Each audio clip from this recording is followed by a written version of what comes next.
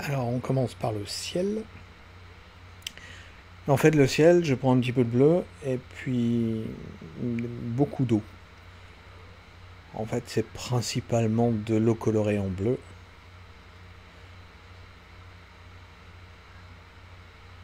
Et là, soit j'ai pas bien nettoyé mon pinceau, soit j'ai pas pris la bonne couleur. Mais bon, ça vire dans les gris et même dans les verts. Donc ça va. Il va falloir que je fasse attention, ça risque de pas être beau du tout.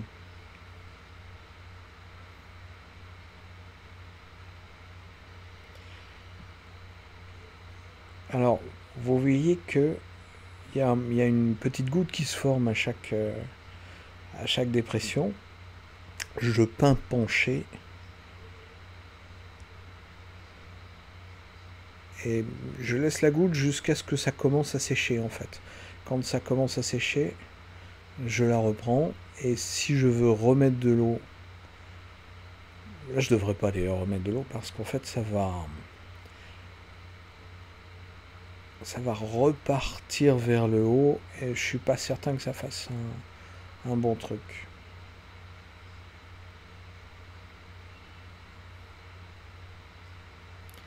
Bref, je fais le ciel.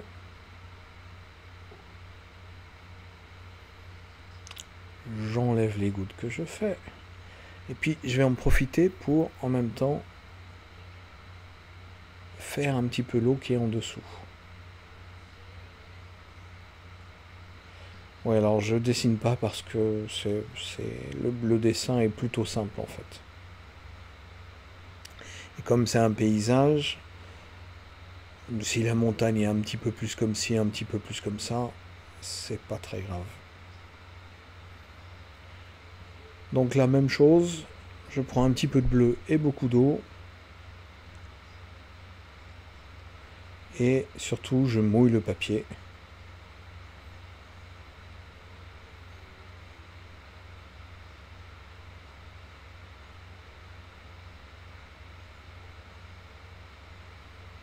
Et là, on attend que ça sèche. Quand ça séché, je pose mon orange qui va faire les montagnes enneigées au soleil. En regardant mon orange, je me perçois aussi qu'il est un peu grisouille. Et à mon avis, le papier n'a pas bien séché.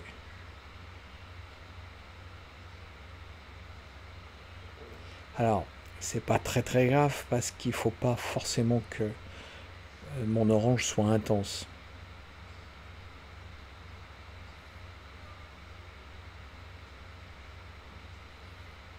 Mais quand même. Hein.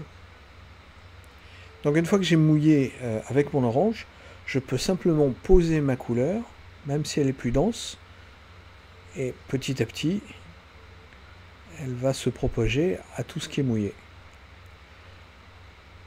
Donc une fois que j'ai fait le côté éclairé,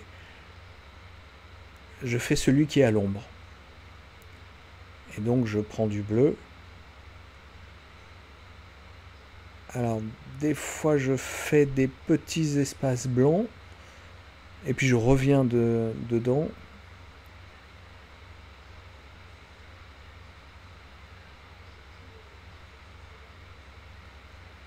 Et j'essaye aussi d'harmoniser un petit peu entre l'orange et le bleu qui est pas...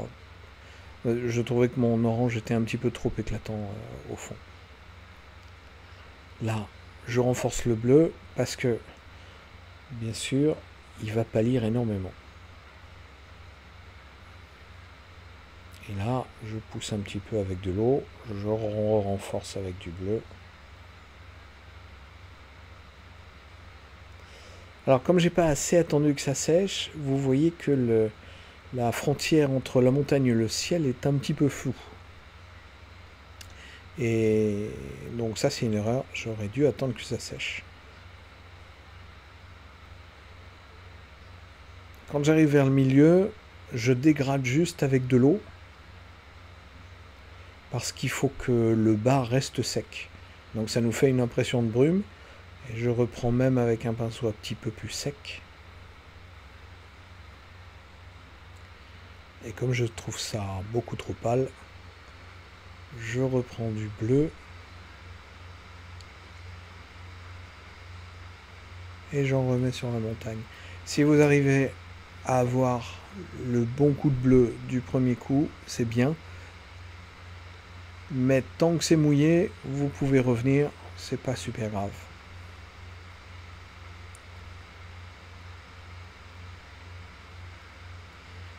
Là, je vais faire le contour.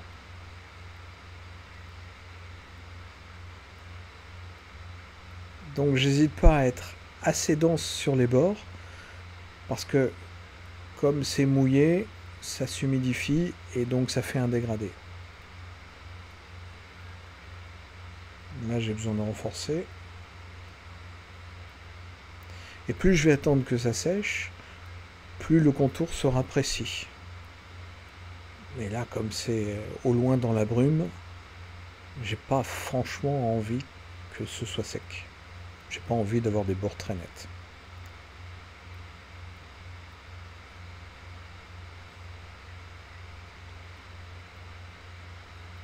Là, alors dans l'idéal, on attendrait un peu que ça sèche. Et puis, on va faire les sapins du fond. Donc les sapins du fond, ils vont être un petit peu clairs. Alors les sapins, je commence par le tronc. Je fais une ligne droite. Sauf quand je fais la ligne du sol, parce que j'ai envie qu'il y ait un petit peu de neige devant. Et donc je fais une ligne droite, et puis je fais des petites branches de sapin. Et j'essaye de relier une tige, un sapin, une tige, un sapin. Alors vous avez vu que j'ai commencé avec une couleur un peu foncée. Et au fur et à mesure, l'eau de mon pinceau se propage sur le bout de mon pinceau. Et donc ça devient de moins en moins net, de plus en plus brumeux. Ça tombe bien parce que c'est un peu l'effet que je veux faire.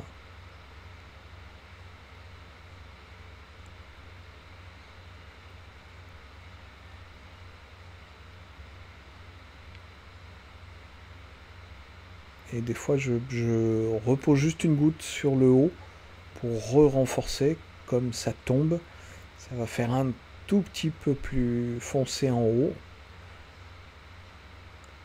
Et ça va se perdre dans la brume en bas.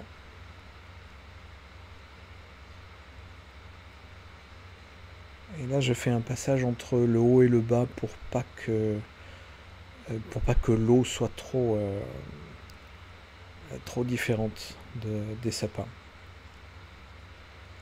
Je renforce un petit peu les sapins.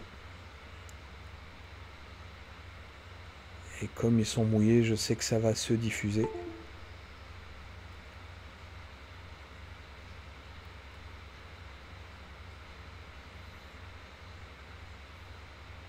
Et donc là, on attend encore que ça sèche. Là, on va faire les sapins qui sont un petit peu plus près. Donc on prend du bleu et on va renforcer un petit peu le bleu.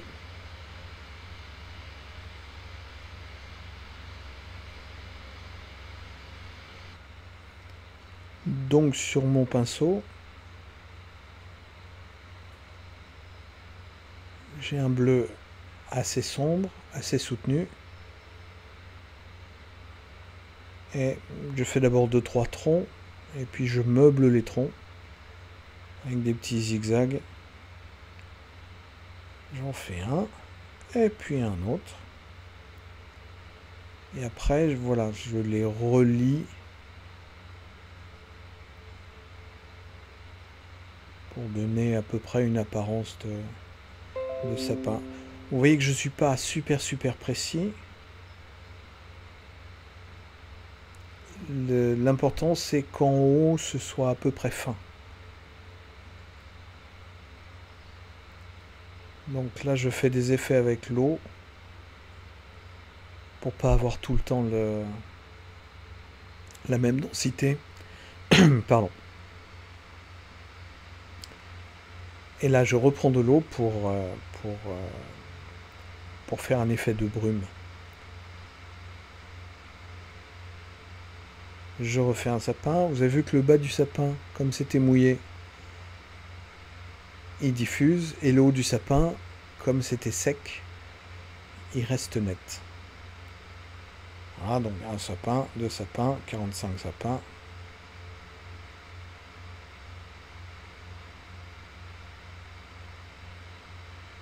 Je renforce parce que définitivement c'était un peu trop fade.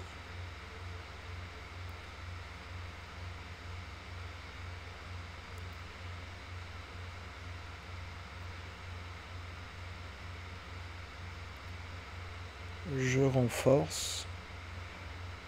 Je fais attention que ce soit encore mouillé parce que je sais qu'il va falloir que je revienne dessus pour faire les premiers petits arbres dans la brume. Donc là, je fais un premier feuillage, donc je rince mon pinceau, je sèche mon pinceau.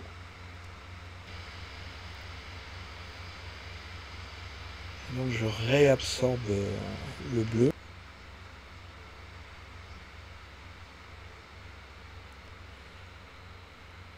Et là, je fais les petits troncs d'arbres.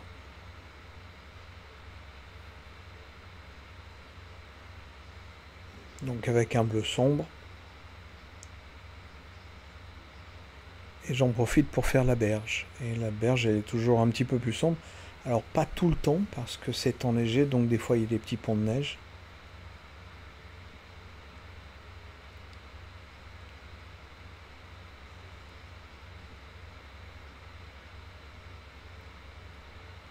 Et là, il ne faut pas que je tarde à faire le reflet. Donc là, c'est un instant un petit peu tendu parce qu'il ne faut pas trop que je laisse sécher en haut et ni en bas. Donc il faut que j'avance assez rapidement.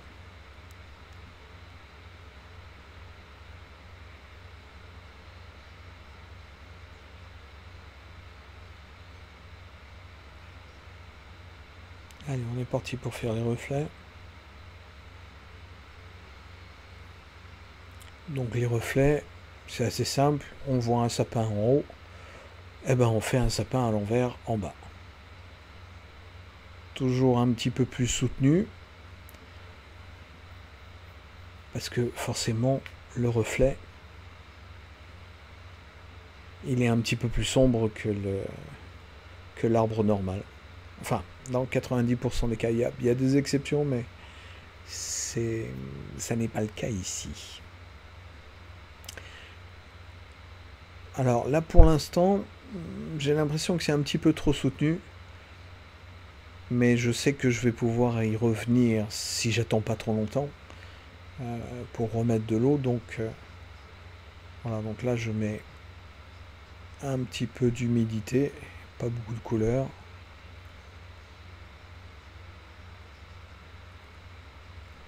Je reprends un petit peu de couleur.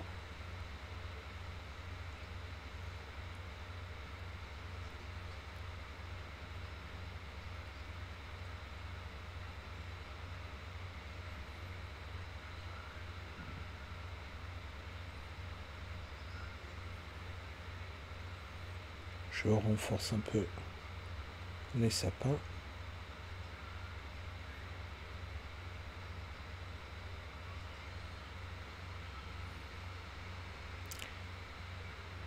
Je sais pas vous, mais moi je trouve que c'est toujours un petit peu trop clair.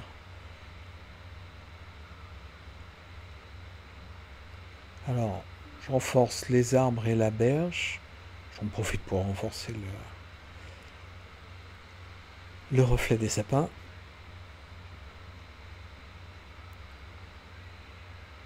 Et en fait, j'en profite pour unifier un petit peu le haut et le bas. C'est-à-dire que en faisant les troncs d'arbres, je fais traverser la neige, qui n'est plus un obstacle. C'est plus seulement une petite bande blanche. J'en profite pour renforcer les sapins derrière parce que ça va me permettre de faire les arbres devant plus blancs par contraste. Et puis ça renforcera un petit peu l'image, c'est pas mal. Ça ajoute aussi un petit peu de précision et du coup les autres apparaissent un petit peu plus brumeux.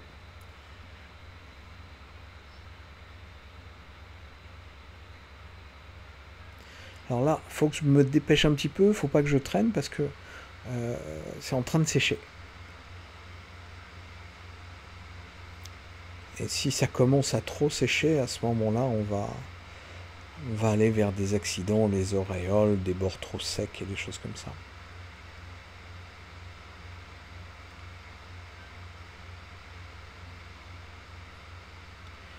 Donc là, il commence à y avoir une bonne différence de densité, c'est pas encore assez. Et puis je m'aperçois que le sapin, il est beaucoup trop droit en fait. C'est une simple ligne droite et bah voilà, faut faire un petit quelque chose.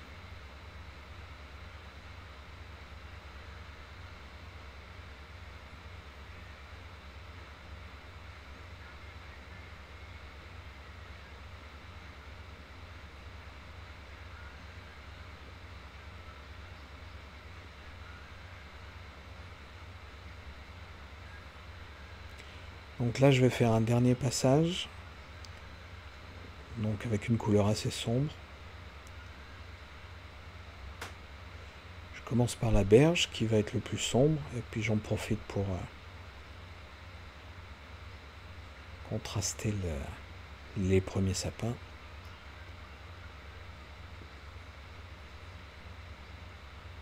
Et vous avez vu que à la limite de la berge, j'essaye de faire le plus précis et le plus contrasté. C'est ça qui va nous donner le petit côté... on a l'impression qu'il y a des détails. En fait, il n'y en a pas du tout. Mais ce petit truc-là, ça nous donne de la profondeur, du détail, un semblant de réalisme.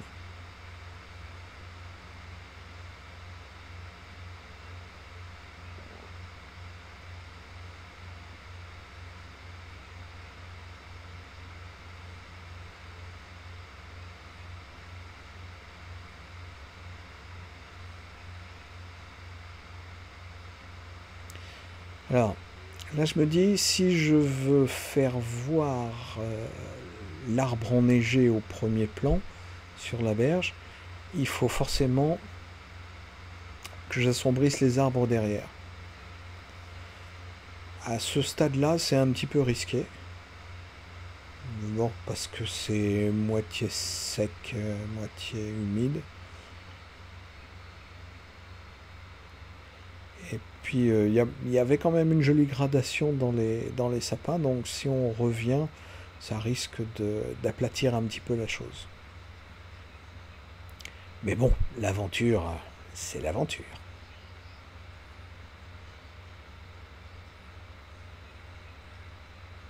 Donc là, effectivement,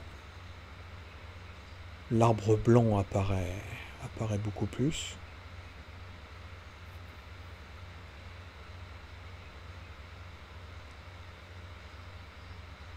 Par contre, sur les sapins, ça me fait 2 couches et demie.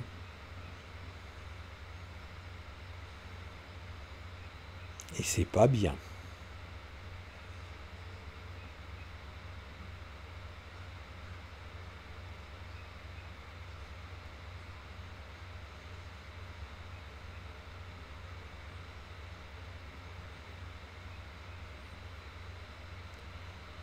Là, je me dis que je retrouverai bien un petit peu de blanc et c'est pratiquement le dernier moment.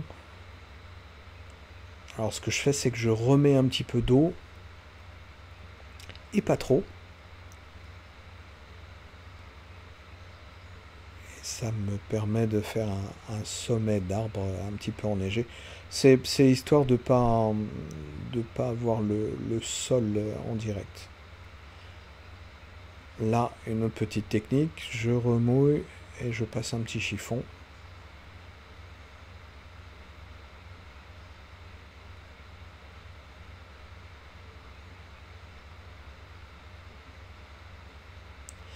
Alors important de savoir à quel moment on commence à pinailler un petit peu trop. Et en fait, quand vos coups de pinceau commencent à ne pas être très efficaces, ça veut dire qu'il est peut-être temps d'arrêter.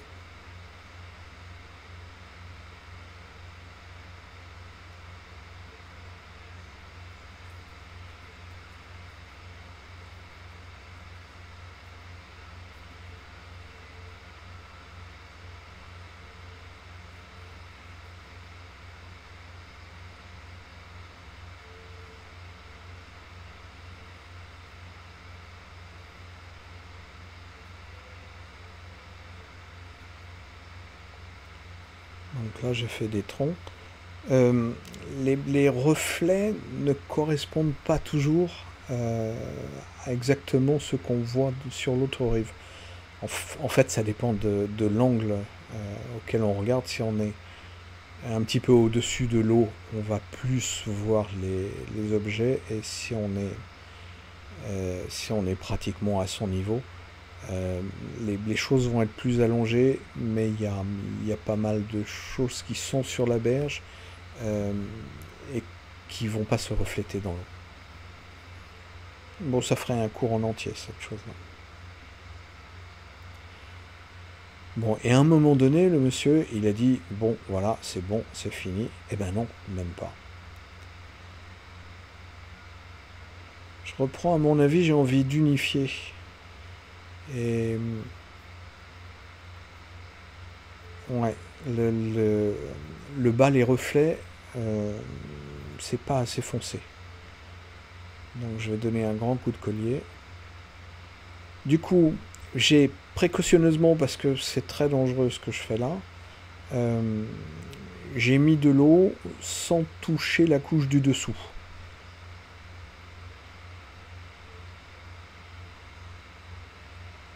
Et là, je vais partir du bas de mon image, voilà, et je vais mettre, ah bah décidément, on voit rien, et je vais mettre un grand coup de pinceau de bleu et un petit peu de violet, de façon à ne pas trop déranger la couche du dessous, mais à remettre un petit peu de couleur. Alors, j'ai mis des coups de pinceau horizontaux, et ça marche à peu près parce que ça peut faire les petites ridules qui, dès qu'il y a un tout petit peu de vent, ça fait des sortes de vaguelettes. Donc si jamais ça entraîne la couche du dessous, dans ce sens-là, c'est pas très très grave. Bon, là ça n'a pas trop entraîné, donc tant mieux. Et bah, ça a l'air de mieux marcher quand même avec en fonçant un peu le bas de l'image. Quand je pose mon mouchoir, c'est que je vais pas tarder à arrêter. Et là, le côté magique, on enlève le cache. Toujours un peu difficilement. Ouais, on essaye de ne pas déchirer.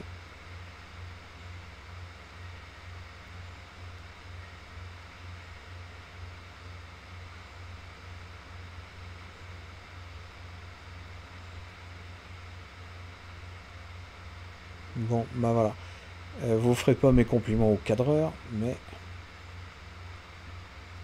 Et bonne journée!